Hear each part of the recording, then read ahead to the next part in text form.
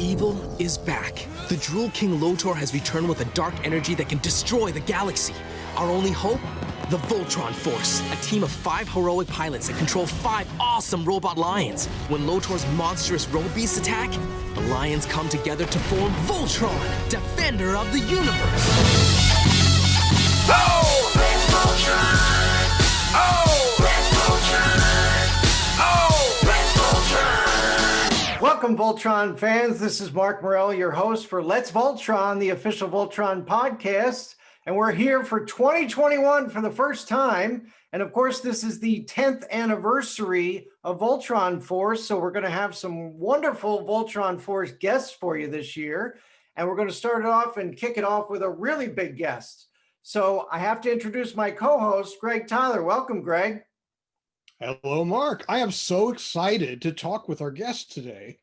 I've been rewatching Voltron Force over the last several months, and it is not an exaggeration to say that Voltron Force reignited my interest in Voltron as a whole. I mean, I loved it since I was a kid, and the third dimension back in the 90s was, I did go out of my way to watch it, but Voltron Force really relit the fire for me. So this is so exciting to have our guest on today.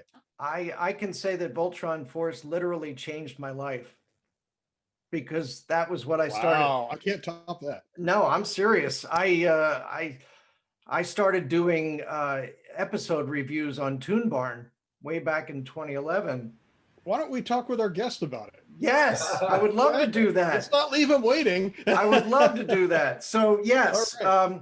a very special guest from Voltron Force.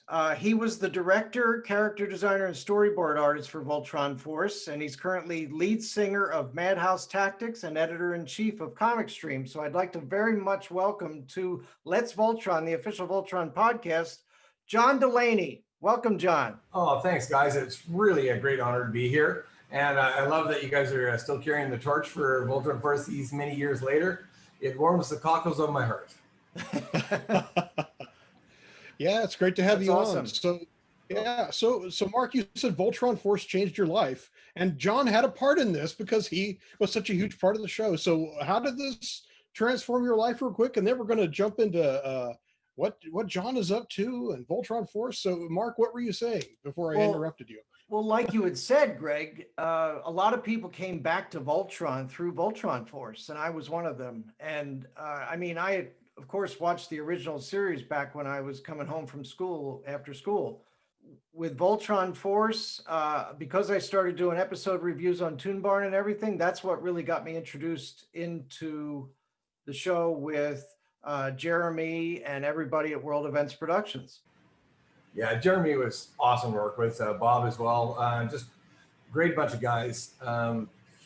You know, Voltron Force was a tremendous moment in my life because of the fact that I had also been a huge fan of Voltron, you know, the original Voltron. And so I found myself in a very unique position in the fact that I had to kind of audition to get the directing gig. Many people wanted it, as you can imagine.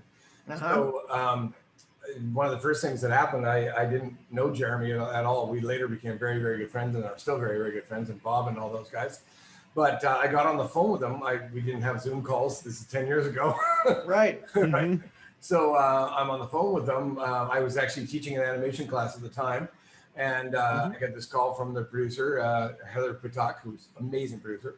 And she says, you know, they want to get on the phone with you. Do you have a couple minutes? And I'm literally teaching a class. I went, class, I just need to take off for a couple minutes here, draw amongst yourselves. You know? I'm dashing out in the hallway. And I've got a pitch in mind. And I'm on the phone with Jeremy and Bob, and I just started laying into my love of the character. And I just said, guys, you know, the thing about the very first Voltron was it was, you know, kind of Frankenstein together from the original, you know, anime, the original manga stuff and everything. And then, you know, they kind of tried to worldwide put it together to try and make it an American audience or a North American audience project.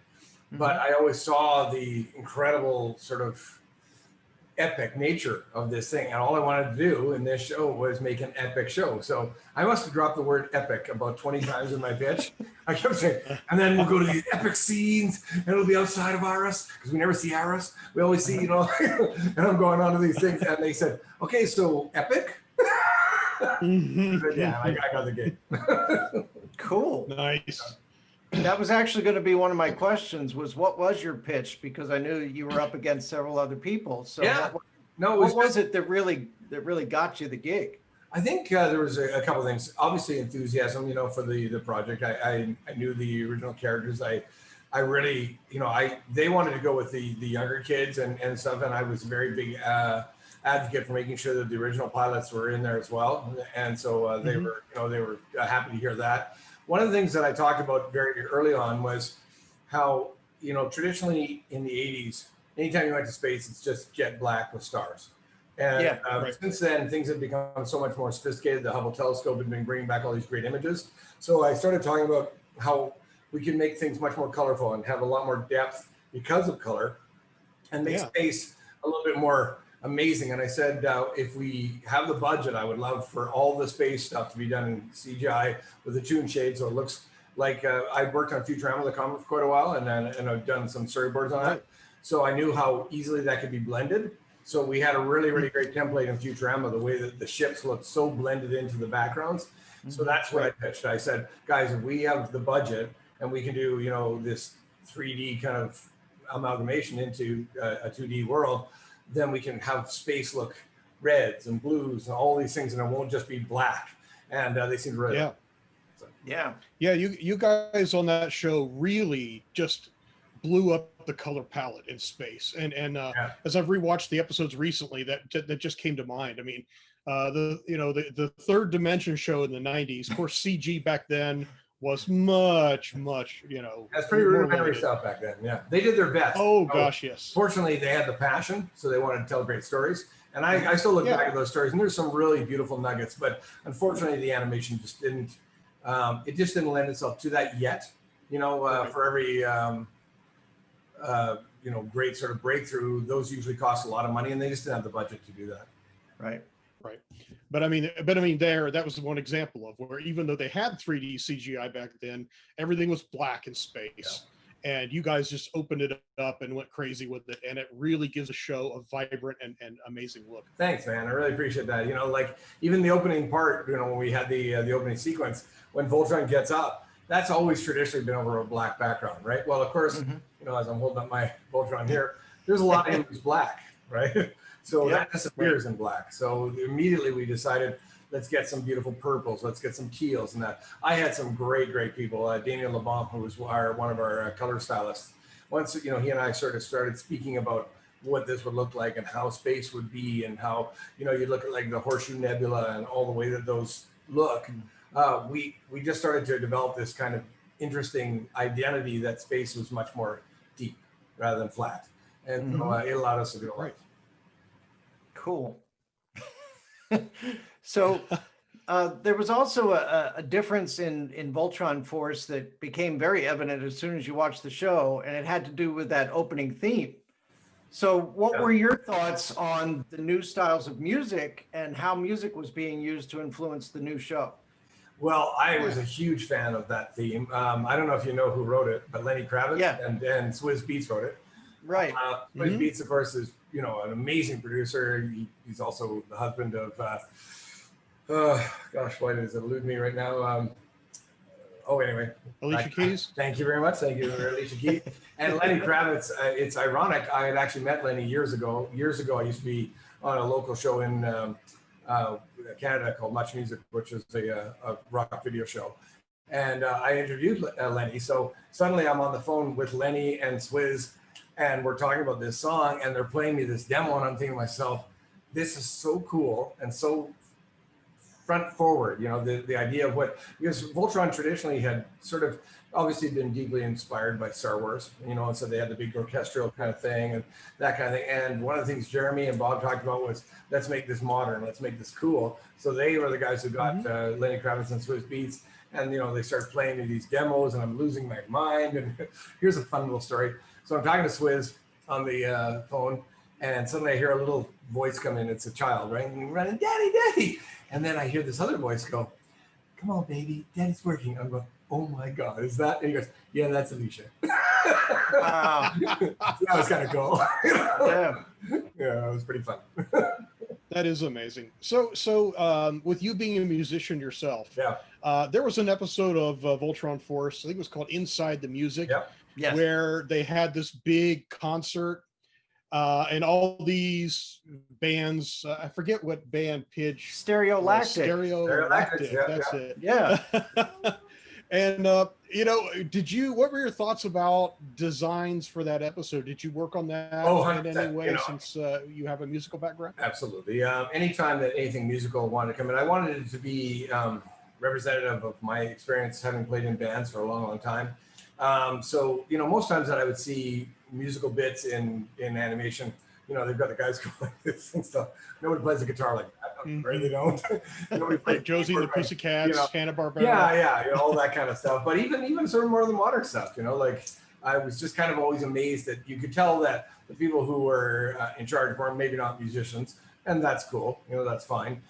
It's obviously a bugaboo with me, but I really wanted it to look like they were playing, and so we had these great back and forth. And even when I was in the sessions, with the actors talking about, I said, you have to sound like you're hitting the drums, right?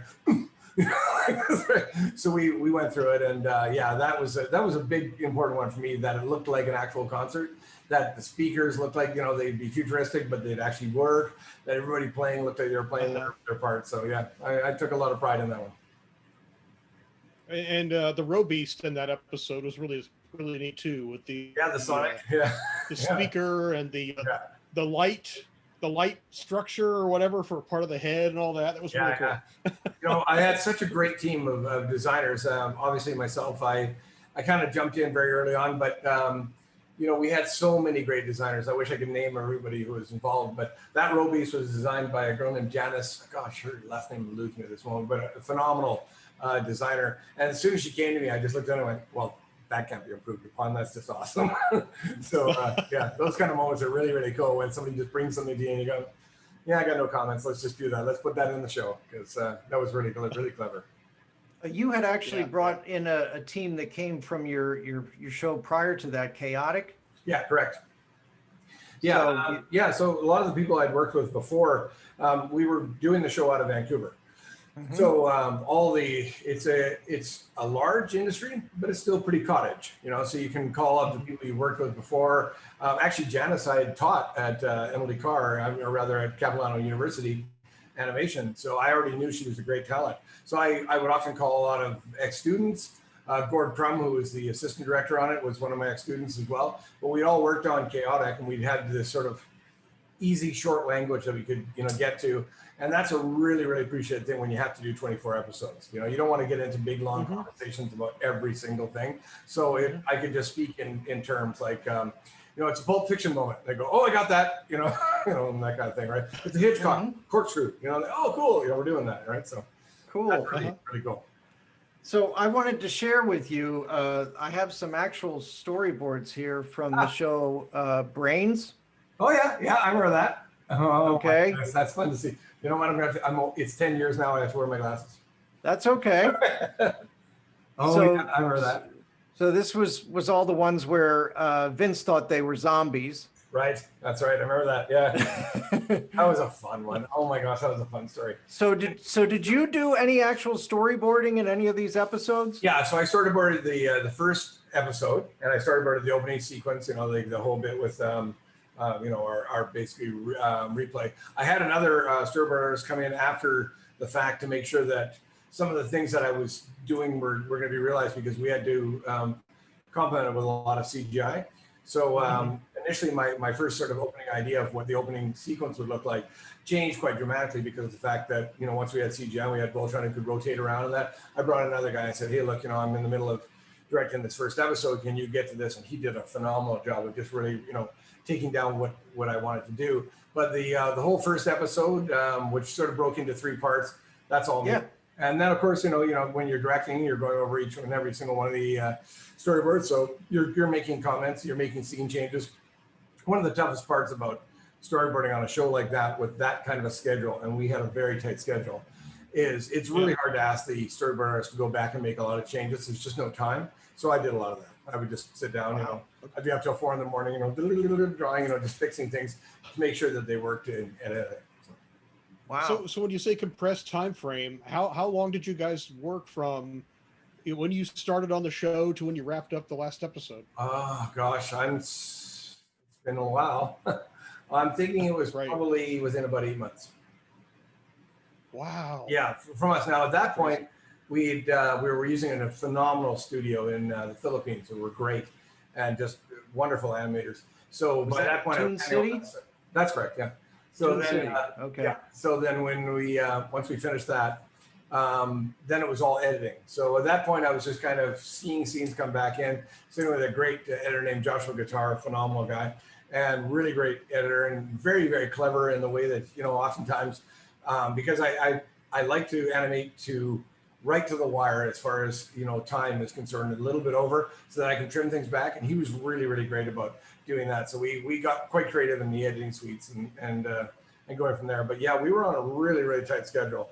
There's so many people involved in that show, not only obviously Worldwide Biggies, but Hasbro was a big part of it. So everybody had very, very tight deadlines. They wanted to get to toys, they wanted to get to market, they wanted to do a lot of things. So yeah, it was, most nights I was there till 2 and 3 in the morning, because the Philippines guys got up and they started 9 in the morning, which was 4 o'clock in the morning there. So rather than go home, I would just hang around, go over the stuff, and then I go crash for about 5 hours, come back and start working again. Wow. Oh man. Yeah. Man, we had heard some stories about the original series people, and Mark Handler sleeping overnight in the office and stuff like that. But that's amazing that that's still happening. That was not uncommon, but you know what? It was such a labor of love. I never felt like, I never felt put upon that way. Like I always sort of felt that, gosh, look what I'm doing, look what we're creating here. And I was so in the world and so into the characters and so into the entire nature of what we're doing. I never really thought for a moment that, oh gosh, I'm working too much. I just went, okay, let's do this. Let's Voltron. Now, that's awesome. I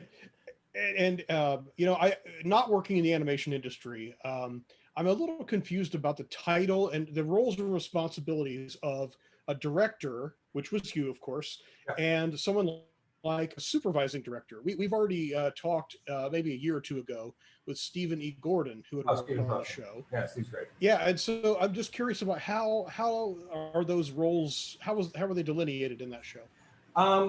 It's different for every show. The term supervising director is a bit like the way sometimes the executive producer gets put onto other things.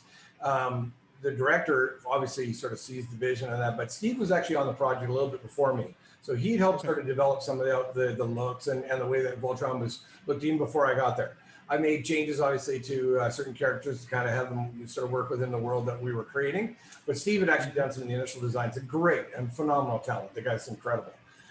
So what happened was we were getting so close to the end and we were running really kind of tight financially. To the hard reality is doing a show like that where you're trying to do 2 seasons, it was getting really, really tight.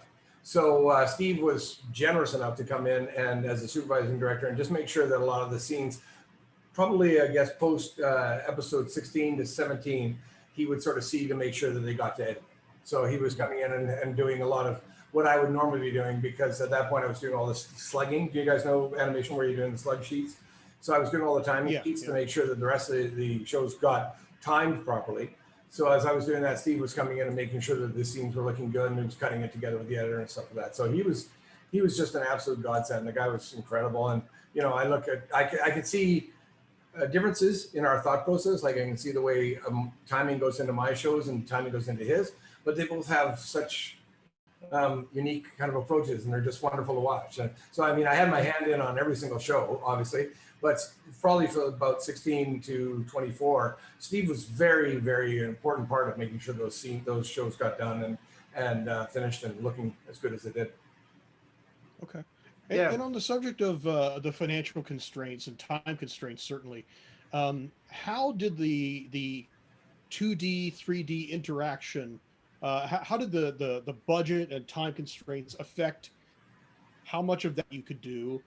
And how did that influence the design of the show? And did that change as the show went on, as time became tighter? I didn't notice any change, but there was a couple. There's other things that happen too that have nothing to do with even timing or things. So combining those two elements is very, very difficult. because of the fact that every single time that the CGI has to show up, it has to go at 30 frames per second.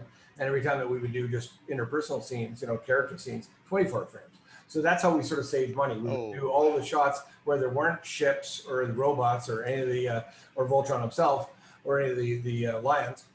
Those are all just 24 frames. So we could keep that as moving along really, really quickly the way you do a natural production. But whenever CGI came in, we had to animate the characters at 30 frames.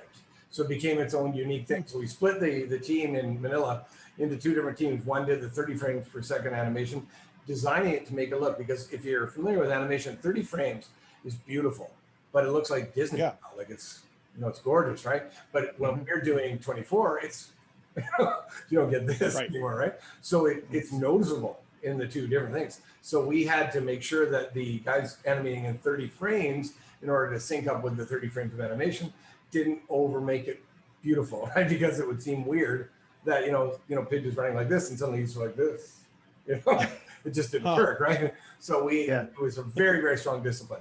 Then the other thing was when you're working with a toy company, and Hasbro works wonderful and they gave us a tremendous amount of money. So thanks, Hasbro. I believe it was Mattel, actually. Oh, sorry, Mattel. I was Mattel, thinking about the G.I. Joe show. Yeah, sorry, I worked on G.I. Joe as well. Yeah, it was Mattel, correct. Thank you for that, by the way. I feel terrible about saying that. Mattel, love you guys. Thanks. We love you too. They really wanted the robots to be shiny. They wanted the Lions to have reflections, because when we're making the toys, they wanted the toys to be shiny. And that was unique. In the first 3 episodes, we didn't worry about that. We wanted the characters to look like they would blend into the world with the 2D characters. So when you create something shiny, you have to have a reflection, right? And if you've got a character in 2D, he has to now reflect against the thing. So that became cost prohibitive, where we were like, guys, I know you want this to be shiny, but we're going to try and keep it as shiny as we can without it being so shiny that now every time the characters walk up, they have to reflect. So that was kind of a unique thing, and had nothing to do with, making the show better or worse. It had something to do with selling toys, which is great, and I understand that. But that was a unique little world where I entered into. I went, as the typical young director, I'm like, it's about the show, man. No, it's about the toys. So, it was very illuminating to me. Well, speaking of toys, are you as bummed as we are that we never got any? I was fortunate enough to see the prototypes. So you remember the show? Yeah. They had the Volcoms, right? I saw Volcom. I got to try it on. It was so epic. It lit up the face. I designed the Volcom, so you can imagine how excited I was. Right? Like, nice. Wow. I was like, "Oh, you kidding me?" I wanted that Volcom. Jeremy kept saying, "I'll get that for you," even when the show got done. I'll get you that Volcom. Never happened. I love you, Jeremy. Come on. Where's my? Wow. The other thing I loved was I can't remember who was the designer who redesigned Voltron. But I love that streamlined look of them, and I loved, we pushed it as soon as I came in, but it was already kind of there. I know Steve had a lot to do with it, and then the other designer, but the Lions all had personalities. And, as much as I love this guy, the Lions all pretty much are the same, right? They're just color different. I love the way the red lion looked streamlined and looked like it's fast. I loved how Hunt's lion had the steam shovel jaw. Yeah. Black Lion was like majestic. I love the fact that those things. So I was dying to see those toys. I wanted those toys. Oh yeah. Right. But c'est la vie. And also, were you bummed about not having a second season? Well, we did 2 seasons essentially. Most seasons are 12-ish episodes, right? So we did 24. We did what I call 2 seasons, but most people consider that. It was very heartbreaking. I went through something very similar on Chaotic. Chaotic, we also did 2 seasons, and then the 3rd season they decided to go to a anime style, which was beautiful and it looked really, really great. And we'd been sort of pushing for that because we'd sold it as a Flash series. So that was disappointing that we didn't get a chance to do the anime style, because I had some amazing animators who always wanted to rock that world, right? And so they were doing it. So with Voltron Force, the promise was that it was going to go to a 3rd season and a 4th season for quite a while. And there was talk about a film. And so we were going to do some shorts before the films and stuff like that, and just really explore the idea that Voltron Force would be the future. And then the films would sort of reflect the building of Voltron and, and the way that Keith sort of comes out from the underground and all these kind of things. So it was very exciting during that period of time. And it all just, kind of came to a screeching halt. And yeah, it was super disappointing. We opened up as the #1 rated show ever on Nicktoons at the time. Right. Nobody could touch us, so we were kind of going, well, we're definitely getting a third season or a second season. Yeah. And when that didn't happen, it was, I mean, the writing was on the wall for us in the production because we could see the money was drying up. And Really? you know, when you're sitting in an editing suite and you're getting calls from people saying, you know, you've done enough, you're going, well, that's not a good sign. Right. No. So, yeah. But I mean, you know, I have no ill feelings towards anybody on that show. They all did everything they could. Everybody gave her. We all loved that show. I would be sitting with storyboard artists who would be pitching an idea to me that was, you know, big and grandiose, and they'd be saying stuff like, you know, I know this is probably more than we can do, and I go, no, let's do it. You know, we really wanted the show to be that one where Deep Blue, I believe it's called, where they go under in the water planet. Yeah. You know, and trying to do a water planet, you know, trying to get all that, because that's all post, right? We have to get that and do all those effects. Everybody just put the time in to do it, you know, to make sure that it looked great, to have those emotional beats where we could go, oh my gosh, you know, when Allura's reaching down for him and he's disappearing out of her grasp and we're fading into the darkness. Oh, I love it. I mean, I still, even as I'm talking to you now, I still get little hairs on my arms lifting up, you know, it's just, those are great times. So yeah, it's I always thought it was really cool how you really worked with the elements, you know, because the lions have those spirit elements, you know, and how like a whole episode could be around yellow lion, or a whole episode could be around green lion or red lion or blue lion, and it would be part of the elemental thing that you know determines what those lions are and what they're all about. 100%. So a lot of that had to do with Jeremy and Bob. They really, when they came into it, they really wanted each one of these characters to be explored, but what the lions meant. We started playing with the idea that the lions were slightly sentient. You know, that they didn't just fall into the will of the rider, that they actually bonded with the rider, and that's what we played into that whole mythos. And I love that. I thought that was cool. Do you remember the episode of the Lion Riders?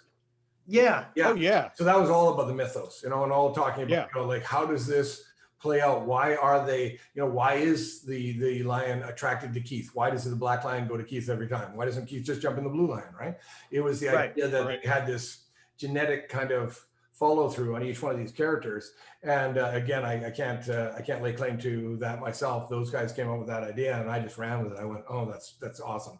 I will say to that, one of the things I absolutely adored, you know, traditionally Princess Allura had always been done in pink, right? And we all talked about right off the top. I said, look, she's the blue lion. She's wearing blue. This pink business, you know, just because she's a girl, that's silly. And I love the fact that we had Allura in blue and she walked around looking badass and cool and the other thing, you know, and she wore the jumpsuit. She wasn't always frolicking in some kind of, you know, outfit, right? And I was really proud of the fact that we didn't, you know, just force her into a pink outfit just because she was a girl. You know, I just dug that. So I love that. There was an episode called, I think it was called Hungry for Voltron, where Allura and Larmina were trapped on a planet that Wade had taken over. That's right. And I love at the end where there's this force field around the planet, and to get through the force field so she can reunite with the other lions, she says, and I'll form a leg. The lion turns into a leg and kicks the robies. I know, I remember that. Yeah. There were so many great little moments like that. You know, Jeremy was such a fan of the original Voltron and was so the cheerleader of these things. And he would come up with things like that. And I got to tell you, you know, there were times when he would pitch things like that to me and I go, well, that seems weird, right? And then when we did it, I would love it. I would just, you know, like he would say these things and I'd think to myself, well, how do we make that work? Right. And then once you make it work, you just go, that's a great idea, you know? So yeah, it was a real pleasure working with those guys. That's for sure. Like having each of the different lions be able to be the center, you know, and have that was another genius moment. Genius. Like the idea, and that was going to play into the toys. The toys were going to be that they could all interact. You know, I loved having Pidge as the head. I loved having Lance, you know, Lance finally gets to be the badass and run things, you know, like it was like awesome. Right. So yeah, no, that was all Jeremy and Bob. Like they were just so inventive about saying, look, why does it always have to be Keith as the head, right? And I went, why does it? You know, so yeah, it's cool. Yeah, it was great. And of course, a lot of the things that you guys did heavily influenced the new show that DreamWorks put together, Voltron Legendary Defender. Thank you very much for saying that. I am a gigantic Yes. fan of Lauren Montgomery. She is one of my favorite directors in animation. She's just amazing. When I started seeing some of the things, you know, like the color schemes that we did and how Hungarian was purple, and, you know, they just followed through, and they wanted to, I think, pay homage or create a sort of interconnected world. I was deeply touched. You know, I mean, I love what they did with that show, and just to see that they were at least, you know, tipping the hat to what we'd done, that was beautiful. Yeah. I kept seeing those Bayards and thinking, gee, those Right. those would work really well worn on the forearm, wouldn't they? Yeah. I'm telling you, man, there was so many things where I would just watch it and go, oh my gosh, they're clearly aware of what we'd done before, and they are clearly, just the way that I was trying to pay homage to the original Voltron, they were paying homage to what we did. And I think that's probably what makes Voltron such an interesting thing. No one person owns it. It's kind of a collective fan thing. And once you understand that, like I would go on the message boards all the time and listen, you know, even when we're only on, say, episode 9 or 10, and, you know, people kept saying, Sven, we got to get Sven back, right? So, you know, that was the pitch, right? You know, we were talking, Jeremy's going, you know, we got to get Sven back. I said, I've already drawn him, you know, here's what he's going to look like. You know? So it's amazing being able to draw Sven and give him the beard and make him like battle hardened, you know, he'd been around, you know, everybody thought he was dead. And it was, you know, I would see DJs with like Sven lives on the front of their rig. I was like, come on, we got to get Sven back. And it was so cool. Nanny in that episode too at the very end. Absolutely. You know, we did so many of those things, you know, like, to be honest with you, you guys are obviously fans and have watched it. There's tons and things like when you're on Eris, there's all kinds of characters we would put in the background that you've seen in the original Voltron that we didn't make a big thing about. We just had them there. And it was really a fun thing for us to do. We were always deeply committed to the idea that the fans, the ones that will drill down, there's all kinds of little beautiful bits for them. So. One thing was when you did Flash Forms Ago, and Daniel knew that it took 36 seconds for Voltron to form. And right? Genius. That was our writer. I'm sorry, what's his name? You guys must know the head writer. Todd Garfield. Thank you, Todd. Thank you so much. It's been 10 years. I apologize. Todd was really great, and he had such a wealth of knowledge about things like that. And he was the first one who said, you know, in every episode, it takes 30 seconds for Voltron to form. I'm going, wow, you know that? You know, but he wrote a whole episode about that, right? And, you know, getting blasted, you know, every single time for, you know, like this. So the other thing too is like Blazing Sword. There had been one episode of all of them where it seemed like it took Voltron a bit to do that, right? Most times it was like, you know, like this, right? And I just loved the idea that it was something that took force that he had to do, right? So we played on that every single time. The form Blazing Sword was never going to be, it was always like, form Blazing Sword. I just loved it that there was. Yeah, it's like Voltron is literally pulling it into existence. 100%. He's literally creating the energy, and that doesn't just happen immediately.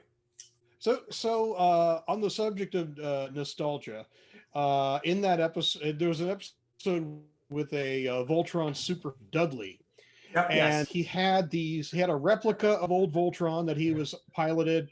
And the castle control room looked like the old show. There was that museum, that gallery with, you know, even the mice are in there, which is hilarious. So I didn't want the mice. Are those real mice? Yeah, I'll lay this out here. I didn't want the mice. I never liked the mice idea. The guys wanted the mice. So okay, we'll put that in. But I was the one who was desperately insistent that all the original pieces, the original castle, all that was in it. You'll notice our castle actually has the original castle at the very top.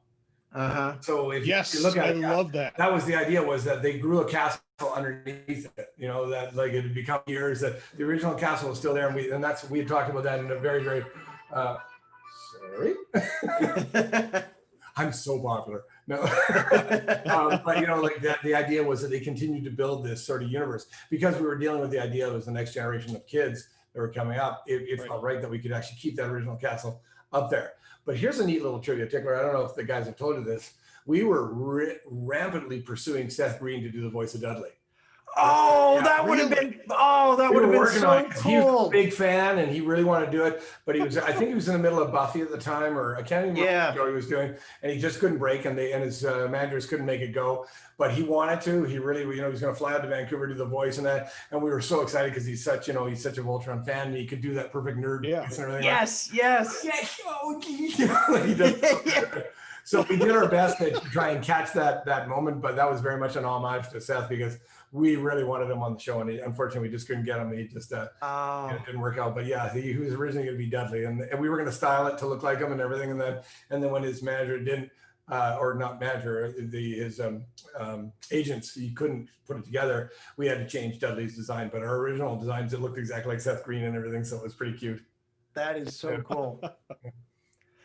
So That's fun. it's those little tidbits that we don't get anywhere else. You know what I mean? That's the fun parts about doing Yeah. this. When you guys said you want to do this, I'm like, I actually went and watched a few more episodes. It's been a while. I've been working a lot of other things since then, and that. So, but that show is so close to my heart. Like I really poured my heart and soul into that show, and I really wanted it to be something very, very special. And everybody on the show did.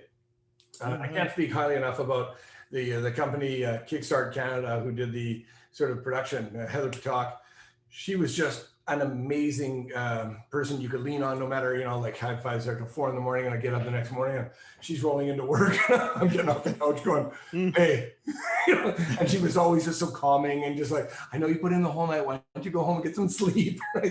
She was just so great. So it was a wonderful experience. Cool. Greg, you had something? Yeah, I just wanted to mention something about the last episode, Black, with the cliffhanger ending. Well, first of all, that was just, the whole episode was just ass-kicking action, start to finish. Yeah. It was phenomenal. And to this day, when I watch them form Voltron for the last time, when Keith gets back in the lion and the lions are slowly ascending into the sky, I still get shivers down my spine. Yeah. I mean, the emotion is there. Like Keith is back in, they're doing it. This is the big one, and so amazing. And then it ends on this cliffhanger, which is kind of a bookend to the first episode, where Daniel in the first episode says that was the whole season could arguably be called Daniel's arc, I guess. It is. He's pretty much the narrator. What was? Yeah. So what was supposedly in store for the next batch of episodes? I'm glad you asked. I've been dying to tell the story. Was any of this true? What was in the end of the anniversary book? It was supposed to be what would have happened in season 2. Well, I haven't read the book, but I will tell you that Daniel was going to be the big bad. He was going to be the evil character in season 2. Keith was, we were playing a bit of a Batman Nightwing thing where they had sort of broken apart and they were trying to kind of get back together. And Keith, being the virtuous individual that he is, was going to go through a lot of pain and a lot of anguish trying to get Daniel back into the fold. Obviously, in these kind of shows, you would want Daniel to eventually come back around, but he was going to be the big bad. He was going to be the evil character.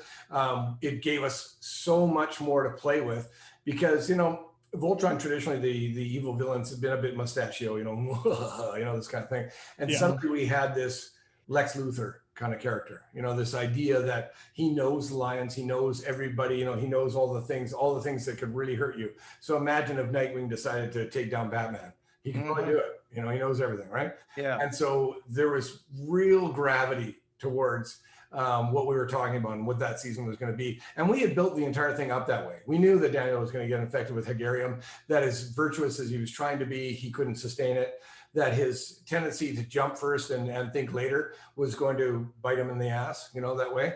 And it really was building up to that. So there were some beautiful beats that Todd was talking about with Larmina and Daniel, because there was always this kind of tension between them. And that she's going to be one of the ones to take him down when Keith is saying, we can reason with him. And there was just so many, because I'm talking about, I'm getting all tingly because I just remember some of those moments. There were so many great bits that was going to happen. And, it was funny when we were doing the show, a lot of people didn't necessarily gravitate towards Daniel at first. They sort of thought him as kind of snotty. And I always looked at him as Luke Skywalker. Skywalker is kind of a whiny little biatch in the early, I want to go down and get some power Quivers, right? He's kind of annoying, right? And yet later he becomes this Jedi, right? So we were doing the same thing with Daniel. We knew that we were creating a character that was a little unlikable, that he had moments, but that he'd be unlikable. The other two were obviously the characters you're going to gravitate towards. One intelligence and one was a little bit more action adventure. Daniel was the one who was so in love with the idea of being part of Voltron Force that it could never live up to his expectations. And so he was always going to be led to disappointment. So it created this beautiful thing. I'll tell you, even in the first episode, if you watch the bit where he's sitting there and he's in the class and he's bored, the whole thing is he's just waiting to get into action. He's not even thinking about the responsibilities that comes with it. And that's something that we were really wanting to play with. And we, right from the episode 1, you see it in the body language. I often said to the storyboarders, "Oh, you made him look too heroic. Daniel doesn't walk like this. Daniel walks like this." He's not into it. He only walks like this when he's in charge, right? So he's in charge and he's that guy. Otherwise, he's like annoyed, right? So it was always that kind of thing. So it was wonderful to create the long game and create this idea that once we get to this, now we've got this ultimate villain. He's Khan. He's he's all the he's the guy that you've been building up this whole time, and now suddenly you have an entire season devoted to Wade doesn't have to be there anymore. This is the bad guy. Right. Yeah. I really enjoyed how, now this is in retrospect, I remember in the moment, there's the episode where Allura realizes that she needs to serve her people. So she Voltron Force to become queen. Then Larmina takes over. Right. In the very next episode, when I first watched the show and Pidge left to be the geek at the castle so that Vince could take over. Right. In the moment, it felt like, wow, that came out of left field. But in retrospect, knowing what happens at the end of the show, it isn't happening because it's necessarily an evolution for Pidge. It's happening because it's building up the tension and frustration in Daniel. Well, to have Larmina, bang, then Vince, bang. It works really well. 100%. But also for me, the Vince transition made the most sense of all of them, because he and Pidge were very much alike. They both had that same kind of sense of virtue, that same kind of sense of intelligence first, rather than action, hold back. And the way Todd wrote them was beautiful in the fact that there was no conflict. Daniel and Keith had conflict. Larmina and Allura is always trying to, dial her back a little bit. There's a familial relationship there, so that's a little easier to contain. But Vince and Pidge was organic and real, and it appealed to the way all of us think, who are fans and stuff like this, is, hey, smarts first, think about what you do. So that seemed very, very natural to me. It did, when it's funny when you mention that, because when it first came out, I thought, oh geez, maybe we could have done an episode between that, to kind of get them, but we were moving towards obviously a bigger goal. But to me, Pidge was probably the one that was the most comfortable saying, you can take this. I don't, it's not a product. That's a good point. Yeah, it's not a tragedy for me. I have other things I want to do. We started working with the idea that the control room right in the center of the castle was completely interactive. That's all Pidge, so he's all created all that. That's all his design. So he would never be comfortable saying, I'm going to spend most of my time fighting. He didn't want to do that. He wanted to spend most of his time thinking. So knowing someone like Vince, who's a thinker, could take over, that was an easy fit for him. Mm-hmm. That's a great point. Thanks, Point. Man. I was just going to say, who designed Barmy the farmer? I'm trying to think if I did or not. No, I think that's Janice. Actually, Janice Romanek, I think his last name was. Anyway, Janice, I believe, designed Barmy. I designed all the Lion Riders. That was very, very important to me. I love the mythological nature of that. Nice. And I really wanted to create a race of beings that looked quite different than the human characters, but would still be tied into it. Mm-hmm. So I love the Lion Riders. And I created all them. And, I created, Steve Gordon did Pidge, Allura, Larmina. I fixed Vince. He had a different sort of look for Vince, and I updated Daniel and I updated Keith. I wanted Keith to look a lot more like the way the original Keith looked, and they kind of moved. He looked a little Supermanish, like he had the kind of no color in his eyes, just black. And I was like, oh God, the original Keith is so expressive in his eyes that I want to kind of go back to that. A lot of team thought I drew him to make him look like me, but I didn't. So that wasn't, but they all thought that. Right. I had jet black hair at the time and blue eyes, and they were like, "You're styling him to look like you." No, I'm not. You know? No. Now you touched on Vince and the technological aspect and the evolution, the very natural transition from Pidge to Vince. And Vince has a very interesting backstory that was not fully explored in the first season. It was sort of implied he had some kind of a link with the creators of Voltron, or this energy planet maybe that we heard about in the first season. Was that going to be followed up on in the second season, trying to find the source of Voltron's power? You know, without that mysterious fifth planet? Yeah, without giving away too much, obviously, because I don't know what the plans for Voltron in the future are, and a lot of times when we finish these things, we sign NDAs to not, you know, kind of give off the things. But the plan was, at least the idea was, is that Vince was going to be a very, very important part about taking Daniel down, because he actually had access to the people who created Voltron. So that was sort of that was the long-term plan that Todd and Jeremy had sort of in plan. That was that you know, these two best friends were going to actually have to come against, one thing to rebel against your mentor Keith, another thing to rebel against your best friend, right? And so especially for Vince, that was going to be a very, very tough season for him, because he's always thinking he can appeal to Daniel's better nature. And the idea was that eventually he has to discover his roots and be able to take over Voltron from Daniel. And that was going to be pretty intense. Yeah. Wow. Wow. Okay. At least that's how I remember it. Wow. I keep thinking, man, I wish these notes could be released somehow. I would totally love to dive into those. Well, you know, that's the beauty of when you're making a cartoon like this, because so much of it is a round table discussion too, right? You're talking about, you know, what we could do. I mean, would it have made it in the script? Who knows, you know? A lot of things that we would pitch, you know, even in the first season, second season, they just didn't make it, or other ones, you know, completely made it, you know, and then became an idea. Like one idea was the water planet, and then it became an entire episode. You know, so it was fascinating to do that. Having directed quite a few shows in the past, I never had that much of an influence on things, you know, but Jeremy and Bob and Todd and that were all very excited to do it. We even did the voice acting very different than other studios did. We actually had them all in the room together. So they did it like a stage. Cool. So they all spoke in line with one another and acted. And that's great. Yeah, it was super fun. Like, it was great. Like those sessions would go on for times, you know, where we could, you know, and really nugget little moments, and each actor would be emotionally available for the other actor and say, oh, you know what, here's how I'm going to respond. I think it'd be really cool if you leaned into that a little bit more. So it was fascinating to see that. Usually in animation, it's, you know, one at a time. You're just kind of getting the things. So the voice director is, you know, in my case, it would be sort of me sitting there going, okay, here's what I need you to lean into on that line. This is how the storyboard goes. But having them all in the room together, they're spectacular, wonderful, and they actually all look like themselves. They all look like the characters. Oh, nice. The actors, yeah. Nice. Wow. I know. Like Keith, Lance looked like Lance. I was like, this is crazy. I know that we had a discussion with Giles Panton about that, and we also talked to Gary Chalk for his role. Gary's an old friend of mine. Sky Marshal Wade. Yeah. Gary is one of those guys. I worked with him years and years in animation before we did Voltron Force. He did voices on all kinds of things. I did a Shoemaker and the Elves short, and he did the lead elf, and he was just always, he'd come in there. I had written a song for this one song. It was you know, kind of a Celtic-y thing, right? And he listens to it twice and he's singing it perfectly. He's just all pro, right? Gary Chalk. He's one of my favorite people to work with.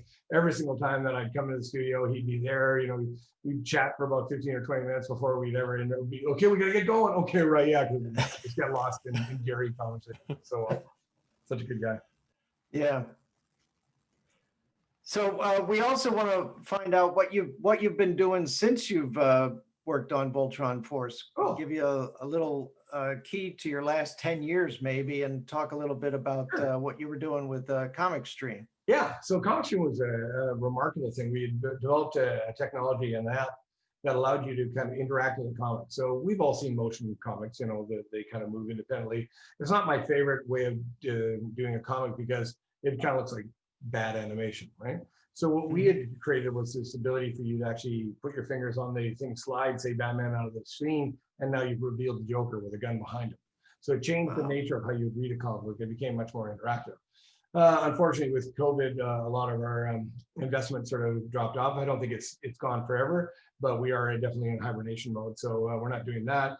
But in the meantime, I've been very, very fortunate that I'm working on 2 graphic novels right now. One with a company out of Chicago that is doing a film, and we're doing a graphic novel first to get it out. This is sort of the way that a lot of things are going on with companies like Netflix and Amazon Prime. They're all looking for, you know, an immediate tie-in, something they can actually do. So that works out great for a director like me because I can speak in both languages. So once I started talking to the director who's working on the film, I kind of got a clear idea. And now one of the cool parts about working on a graphic novel that is we're actually folding in the likenesses of the actors, we're folding in the locations. So the graphic novel will look exactly like the film, but we can put more things in the graphic novel that we can't do in the film. You have 2 hours to tell film, but you have 120 pages to do a graphic novel. So so it's really been very exciting. That's what I've been predominantly working on last little while. Wow. Yeah, that's been pretty cool. I really hope that's exciting. Dude, I have great hopes for Komixstream, but COVID has really kicked our butts. Yeah. Yeah.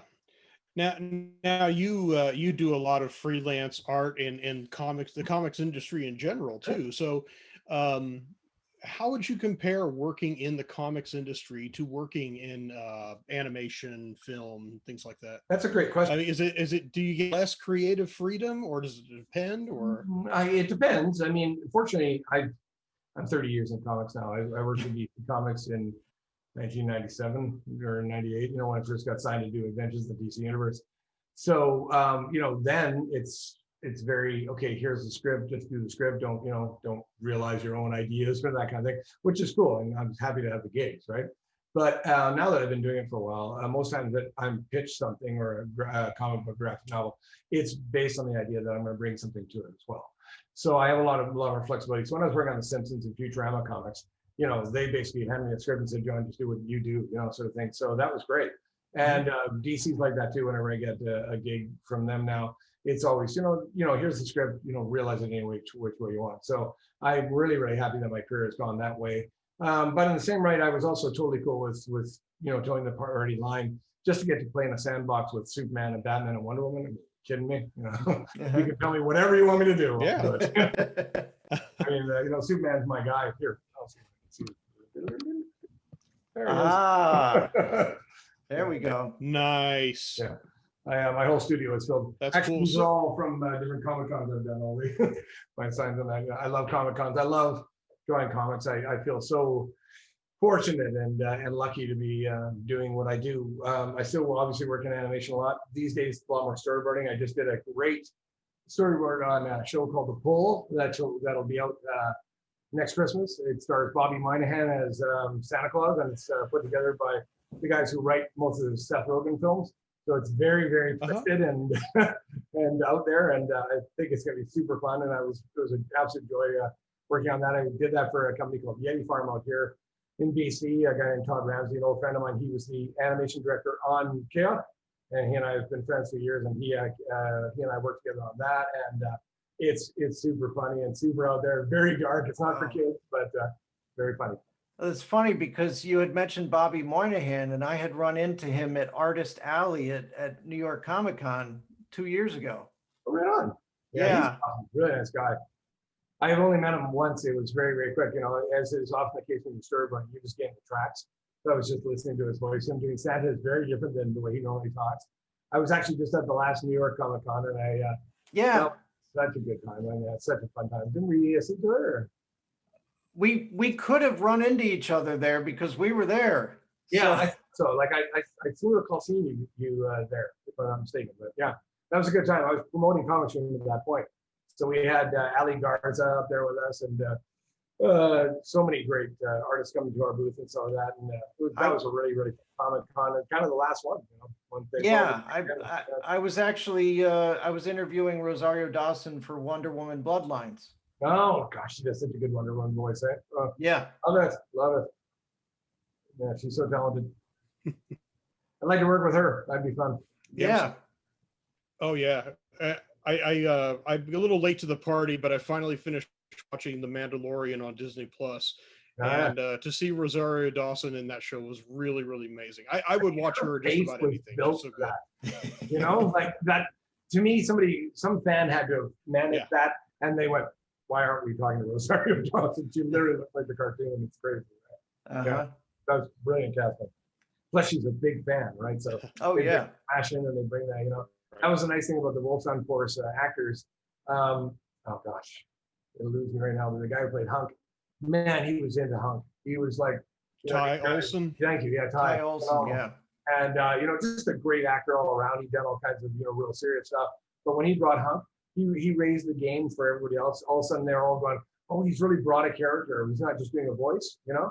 And it's amazing the effect of that on the rest of the actors. They all kind of just upped their game as a result of that. It's pretty cool. The Hunk Yard was one of our favorites.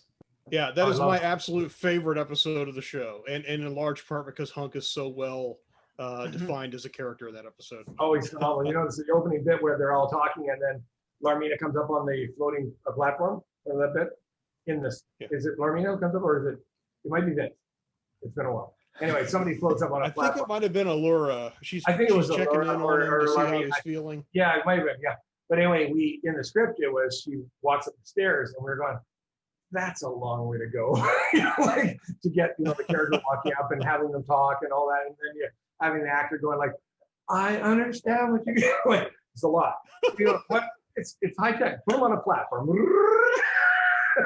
That became a thing on the show just because we wanted to make it go a lot faster. Oh, cool. And of course, the Awesome Tron was great. You know. Oh yeah, that was a great one. Oh yeah, that was fun. Both Todd and Jeremy were unabashedly fanboys, you know, so things like, you know, when we talked about Awesome Tron, I must admit I bristled. I went, do you want to call it Awesome Tron? But they were so into it and so excited to do it. I went, you know what, don't be a jerk here. Don't stand in the way of that. Let's do Awesome Tron. What the hell, man? So I really love that. I love it. Well, they suggested Voltron. They suggested Voltronimus Prime, but it was only semi-cool. Yeah. Oh, there was all kinds of things like that. Oh, yeah. Yeah. Now, I have to ask a super nerdy question because I am a super nerd and a Trekkie from way back. Me too, brother. I got some Tim Kirk over here. I love it. So the hangar in the Castle of Lions, where the Black Lion was, and the various lions at different points, it looks and feels so much to me like the dry dock from the first Star Trek movie. So you got the Enterprise, and there's that cage-like structure. I totally got it. Was that intentional or not? I can't say I thought of that. I don't recall that being a thought, but you know, in sci-fi, those kind of things exist so often. You know? For me, the most important thing was when they were going to the Lions, going down those tubes, which was a standard Voltron trope, that it made sense. It always drove me nuts. It's like Adam West and Burt Ward jumping on these poles and suddenly they're in their costumes. What happened to them? Like, you know, what happened? So that was a big part of it. So the docks, usually sometimes those things became, well, what's the most expedient way to get this out there that we can then launch away from it rather than have to explain how it has to go through all these things.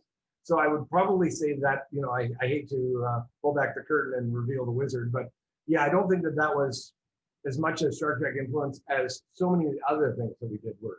Like we did, you know, black hole effects that look exactly like something in Star Trek, because I'm the same. I'm a Trekker all the way down, you know, like even their uniforms, you know, we wanted them to look a little Next Generation. Right? We put the black, we did, you know, that was very, very a conscious effort to say, what's one of the coolest freaking star shows out there? Well, Star Trek, right? And so, we were definitely doing that, but no, I can't say the dry dock was a deliberate homage, but I had a studio filled with Star Trek nerds like myself. So the fact that it looks like that does not surprise me. And also the Krelshi on Ariel, the Lion Riders planet, those lion spirits, they remind me so much of the monster of the Id from Forbidden Planet.